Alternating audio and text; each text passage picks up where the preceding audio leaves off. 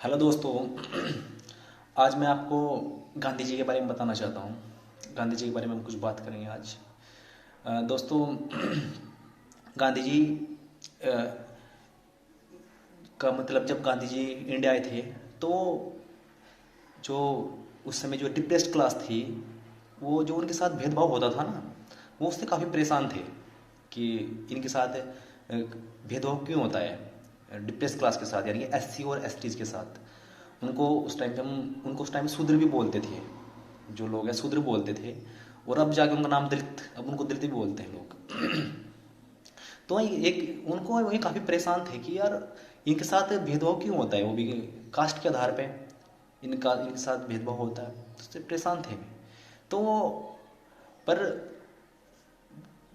जो भेदभाव है, वो जो कास्ट सिस्टम है, वो बना हुआ था। वो जो कास्ट सिस्टम वो बना हुआ था वर्ण सिस्टम के बेस पे। जो वर्ण व्यवस्था थी ना, उसके बेस पे कास्ट सिस्टम बना हुआ था। पहले वर्ण आए, वर्ण के बाद कास्ट सिस्टम आया। ठीक है, ऐसे आप समझ सकते हो। पर गांधी जी अब गांधी जी वैसे तो परेशान थे कि यार इनके साथ भेदभाव क्यों होता है, कि जो जो ब्राह्मण हैं, क्षत्रिय हैं, वैश्य हैं, वो शूद्र के साथ ऐसा बर्ताव क्यों करते हैं। वो क्यों इन्हें कमतर मानते हैं, अपने से कमतर मानते हैं, और इनको गांव से बाहर रखते हैं।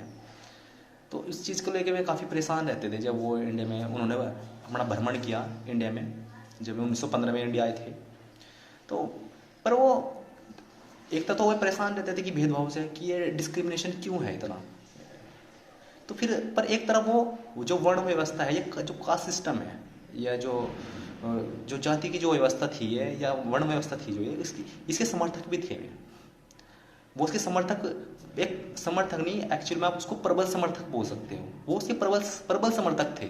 स्ट्रांगली में उसका समर्थन करते थे कि वो जो वर्ण व्यवस्था है वो एक अच्छी व्यवस्था है, ये बहुत अच्छी व्यवस्था है।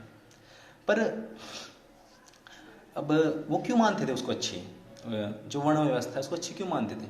क्योंकि क्योंकि उस टाइम पे वो उनका मानना था कि अगर कोई आदमी है, या कोई लड़का है, लड़की है, जो भी है, मतलब अगर उसमें कैपेबिलिटी है, नॉलेज है, या उसके अंदर कोई अक्षमता है कुछ कर दिखाने की, तो उसके बेस पे कैपेबिलिटी, नॉलेज और कोई भी अक्षमता अगर उसके अंदर है, तो उसकी बेस पे उसे वर्ण मिलना चाहिए।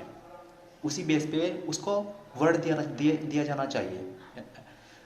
ठीक है, जैसे कि अगर कोई किसी आदमी के अंदर, माना कि जैसे कि कोई, उसमें चार वर्ण थे ना, पहला तो ब्राह्मण, फिर क्षत्रिय, फिर वैश्य एंड शूद्र।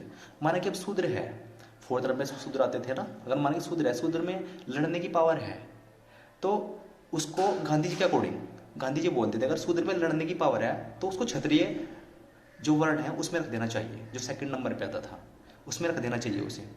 पर धरातल पे ऐसा कहाँ हो रहा था? अगर हम रियल लाइफ की बात करें तो ऐसा तो हो ही नहीं रहा था। उस समय कैपेबिलिटी के तो पे कहाँ कोई ध्यान देता था, या फिर नॉलेज के ऊपर कौन ध्यान देता था? उस समय तो जो वर्ण का जो जो वर्ण दिया जाता था ना, वो जन्म के आधार पे दिया जाता था, किसका जन्म किस जाति में हुआ है। तो अब एक तरफ तो जो गांधी जी है, वे दो तरीके की बात कर रहे हैं, यानी कि वे दोहरी बात कर रहे हैं। एक तरफ तो कर रहे हैं, वे कह रहे हैं कि डिस्क्रिमिनेशन गलत है, भेदभाव गलत है, और ये जो अनटचेबिलिटीज़ है ये भी गलत है, और ये सब चीज़ गलत है। पर दूसरी तरफ वो उसको बढ़ावा भी दे रहे हैं, हालांकि उनको रियलिटी पता है कि नॉलेज का तो नाम ही नहीं है, और जो आपका कैपेबिलिटी है, अक्षमता है, उसका तो कोई नाम ही नहीं ले रहा। तो एक किस बेस पे बढ़ावा दे रहे वर्ण व्यवस्था को? हालांकि रियलिटी तो आपको पता ही है कि जन्म के आधार पे आदमी का जो वर्ण है, जो जाति है, वो तय हो जाती थी। तो ये बात पर पर फिर भी उन्होंने उन्होंने इस बात के लेके ताम आमरण अनशन पे बैठ गए थे कि नहीं, जो ये कास्ट सिस्टम है ये सही है। हालांकि उनकी बात थोड़ी सी गलत थी, क्योंकि वो वो शायद एक आइडियल बात पे विश्वास करते थे वे, कि नॉलेज की बेस पे आदमी का वर्ण तय होना चाहिए। ये एक आइडियल बात थी। पर वास्तविकता तो कुछ और थी। तो इस वजह से गांधी जी को समझना चाहिए था कि वास्तविकता कुछ और है और जो आइडल बातें हैं वो कुछ और है। आइडल बातें तो होती ही थी उस टाइम पे। और उसी उसी के बाद उनकी इसी बेस पे, क्योंकि वे वर्ण व्यवस्था को सपोर्ट करते थे, वे सपोर्टर थे वर्ण व्यवस्था के, पर जबकि वो कास्ट को भी सही मानते थे, कास्ट के बाद वे वर्ण को भी सही मानते थे गांधी जी। पर जो डॉक्टर बी आर अम्बेडकर है, Baba Saheb doctor B are Ambedkar, उन्होंने कहा कि जो कास्ट की जो उपज है, ठीक है ना, जैसे कि आप खेत में बीज बोते हो तो बीज बन के मतलब कि उसके ऊपर फल लगने लगते हैं। जैसे कि आप गेहूं बोते हो तो गेहूं के वो बड़ा हो जाता है। तो उसने कहा कि जो कास्ट की जो जननी है ना, जो कास्ट की जो जननी है, जाति की जो जननी है वो वर्ण है।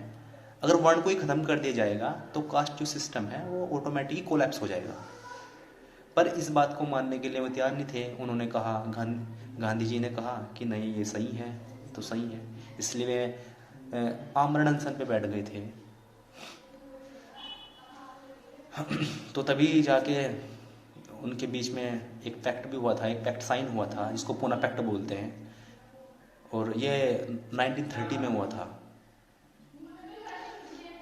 अगर आपको ये अच्छा लगा सुन के तो आप वीडियो को शेयर कीजिए। Thank you.